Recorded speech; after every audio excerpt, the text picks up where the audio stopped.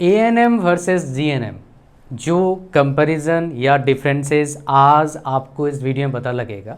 हर चीज़ का, salary, year आप कितने ईयर्स का होता है, फीस कितना लगता है, सब कुछ डिटेल कंपैरिजन यूट्यूब पर, गूगल पर कहीं भी सर्च करोगे इस तरह comparison videos with accurate information आपको मिलेगा ही नहीं। आ जाओ, सबसे पहले हम बात करते हैं फुल फॉर्म क्या होता है एएनएम का, ऑक्सिलरी नर्सिंग मिडवाइफरी। जीएनएम क्या होता है, general nursing midwifery. Diploma level course दोनों है आपका। ड्यूरेशन एएनएम का 2 साल होता है, जीएनएम कितना होता है, 3 साल कोर्स होता है। 6 मंथ्स का क्या होता है आपका, इंटर्नशिप होता है जो कंपलसरी होता है। एलिजिबिलिटी का क्राइटेरिया देखिए, आमतौर पर मैंने देखा एएनएम में 12th पास बहुत जगह पर एलिजिबल है, बट कहीं कहीं कॉमर्स वाले को एलिजिबल नहीं करते हैं, आर्ट्स और साइंस वालों को एलिजिबल करते हैं। और इसमें वेरी करता है स्टेट वाइज क्या क्राइटेरिया फॉलो किया जा रहा है। अगर हम बात करेंगे जीएनएम में, बायो वालों को प्रेफरेंस मिलता है, कॉमर्स वालों को शायद लेते नहीं है, कहीं रेयर केसेस में लेते होंगे। आर्ट्स वालों को भी थोड़ा सा लास्ट वाले ऑप्शन दिया जाता है। बायो वालों को 12th bio first preference, second 12th maths, फिर आर्ट्स वाला, फिर कहीं कॉमर्स वाला का एडमिशन थोड़ा रेयर होता है आपका इसमें।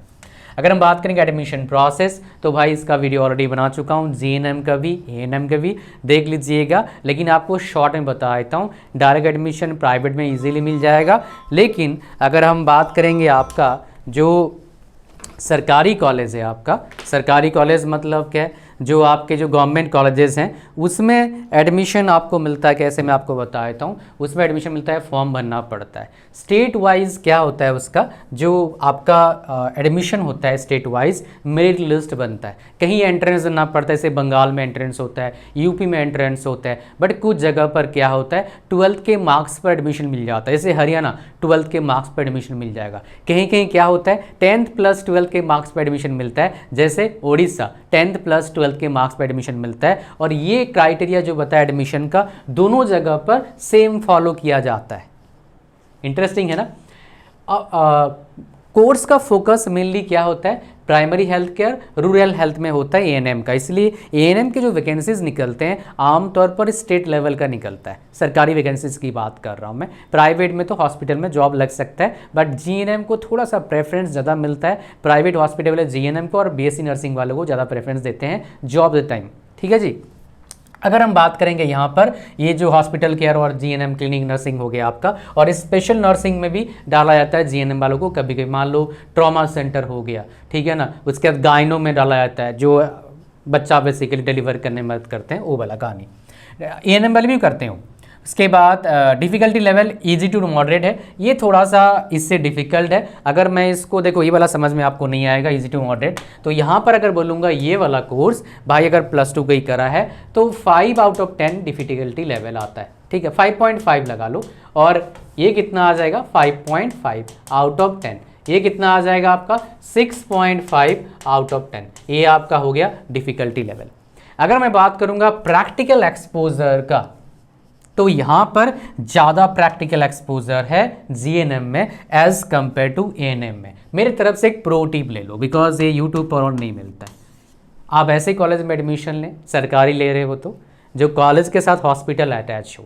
सेम प्राइवेट में, ऐसे प्राइवेट कॉलेज में एडमिशन लें जिस प्राइवेट कॉलेज का हॉस्पिटल ही हो, तो उसमें क्या होता है प्रैक्टिकल एक्सपोजर लाजवाब बढ़िया मिलता है एज कंपेयर टू जो खाली कॉलेज है।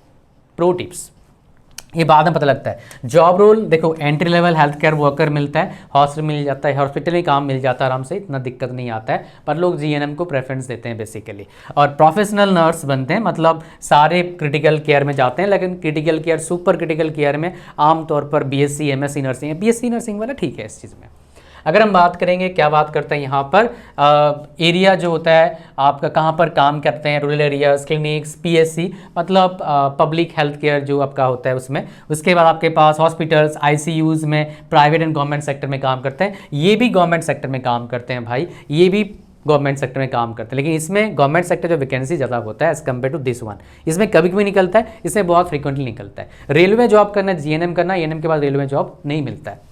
अगर हम फिर जीएनएम करना ही पड़ेगा आपको। जॉब रोल्स एएनएम वर्कर हो गया, हेल्थ वर्कर, मैटरनिटी असिस्टेंट, उसके बाद staff nurse, ICU, OT, ward nurse, ये बनते हैं आमतौर पर। अगर स्टार्टिंग सैलरी की बात करूँगा, ये थोड़ा सा 8 से 12,000, ये थोड़ा सा मैं बोलूँगा इससे थोड़ा सा ऊपर चला गया अभी। कहीं कहीं गांव इलाका में 8 से 12,000 मिलता है, लेकिन टीयर 2 सिटीज़ में जाओगे ये 15 के आसपास मिल जाते हैं आराम से स्टार्टिंग सैलरी। यहाँ पर ये जो सैलरी है टीयर 2 सिटीज़ में 18 से 20 के आसपास मिलता है स्टार्टिंग, लेकिन अच्छे बड़े शहर में 30 तक 35 तक चला जाता है आपका सैलरी। एक्सपीरियंस का 20 से 25,000 और ये 30-35 से आता है, 40 तक जा सकता है बड़े शहर में। और यहाँ पर 25 से 40,000 अगर पास एक्सपीरियंस है, मान लो 4-5 साल का। और बहुत बड़े हॉस्पिटल्स में मैंने देखा है 1 लाख सैलरी भी होता है, लेकिन आपके पास 5-7-8-10 साल का एक्सपीरियंस है तो 1 लाख तक सैलरी जा सकता है, बट उसके बाद सैलरी का ग्रोथ इतना होता नहीं है।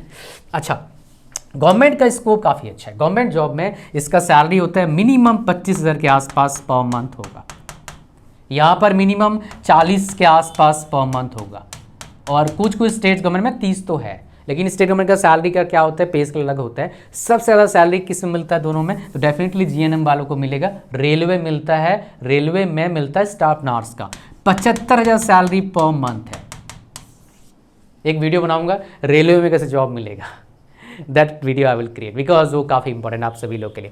फिर हमारे पास career growth, definitely career growth मतलब क्या है, सैलरी कहाँ पर ज़्यादा बढ़ेगा, तो जीएनएम में ज़्यादा सैलरी बढ़ता है as compare to ANM. Higher studies का ऑप्शन एएनएम के बाद जीएनएम कर सकते हो, जीएनएम के बाद पोस्ट बेसिक बीएससी नर्सिंग कर सकते हो। अब्रॉड अपॉर्चुनिटीज़ एएनएम के बाद थोड़ा कम है, जीएनएम के बाद ही बहुत नहीं है। बीएससी नर्सिंग मस्सी नर्सिंग चाहिए होता है भाई। प्रमोशन के चांसेस यहाँ पर थोड़ा कम है, यहाँ पर ज़्यादा है। Skill development, basic nursing skills रहता है, बहुत हाई स्किल्स रहता नहीं, इनके पास थोड़ा बेटर स्किल्स रहता है बिकॉज ऑफ टाइमिंग और प्रैक्टिकल एक्सपोजर की वजह से।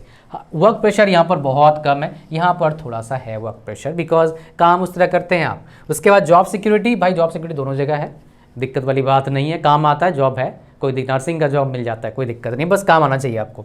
Best for quick job seekers and definitely long term career builders. तो अगर आपका घर में बहुत दिक्कत नहीं है तो भाई जीएनएम करो, बेटर रहता है। दिक्कत थोड़ा बहुत पैसे का, जल्दी पैसे इनकम करना है तो एएनएम कर सकते हैं आप। ये कहानी आपको समझ में आ गया पूरा। एक बात आपको बता देता हूँ मैं at the end of this session, मेरे भाई ये बहुत इंपॉर्टेंट है।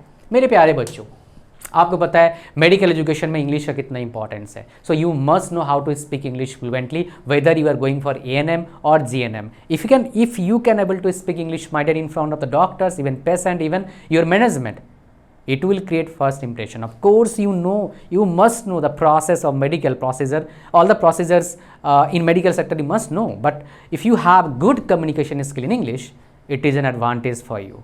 So would you like to take advantage? I am pretty sure you wanted to. So इसका लिंक कहाँ पर, इंग्लिश स्पीकिंग कोर्स का लिंक है डिस्क्रिप्शन में। लिंक पर जैसे ही क्लिक करोगे आप तो क्या करेंगे, आप हमारे वेब पेज पर लैंड करेंगे इंग्लिश स्पीकिंग कोर्स का। यहाँ पर 3 प्रॉब्लम, जो बिगेस्ट प्रॉब्लम बच्चों का सॉल्व करवाता हूँ। एक बोलने का, you can able to speak English my dear, not in 30 days obviously, it will take time, but of course you can able to speak English. That will happen if you follow my words, my lectures, my procedures, my strategy, my step-by-step guide inside this program. What I have provided inside this program, obviously.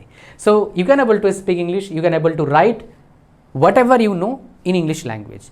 You can even while studying any book, if that book is in English, you can easily able to understand and read it, and you can easily handle situation, what situation you are in. Maybe you are studying a topic, you can easily understand that topic, you can easily remember that topic, what usually happen with your mother tongue. I don't know which place you belong to, maybe you belong to Odisha, maybe you belong to Gujarat, maybe you belong to Punjab.